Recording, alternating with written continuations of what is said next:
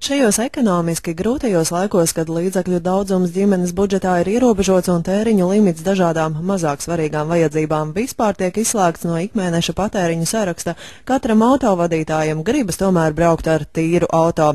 Pirkt pakalpojumu un maksāt par servisu ir dārgi. Vai uzticēt savu auto mehāniskām ierīcēm? Un ja kaut kas notiek, kur meklēt taisnību? Kā tu mazgā savu auto? Mājas pagalmā, kur kaimiņi draud izsaukt kārtības sargus, pie upes un baidīties par sakām, braukt līdz brīdim, kad neviens negribēs sēsties tavā netīrajā automašīnā. Tam ir atrisinājums. Ir pabeigts projekts Skanstes ielā 31B. Rīgas domes, akcijas-sabiedrības Svetbank un Sijā Norde, kā sadarbības rezultātā izveidots AutoSpā.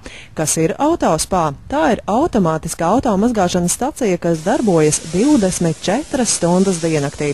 Mēs varam izvēlēties programmas ciklu atkarībā no sava auto tīrības. Ja auto ir tīrs, mēs varam noskalot putekļus, bet ja vēlamies ievaskot, tas nemaksā dārgi. Ja auto ir netīrs, jāizvēlas programmas cikls ar mazgāšanas līdzekli un izmantojot birsti, tā veicot visu mazgāšanas procesu.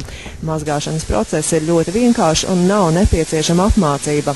Automātā var ievietot 50 centīmu, 1 un 2 latu monētas, un mazgāšanas procesa ilgumu mēs varam kontrolēt uz iekārtas gaismas paneļa, kurš mūs informē par iekārtas darbības ilgumu. Ja kādu iemeslu dēļ mēs mazgāšanas procesu neesam pabeiguši, ir iespēja pagarināt iekārtas darbības laiku. Jo ātrāk mazgāsi savu auto, jo lētāk sanāks.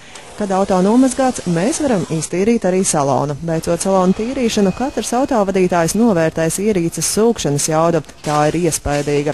Ar sūkšanas ierīces uzgali var ērti piekļūt visām salonu grūti pieejamām vietām.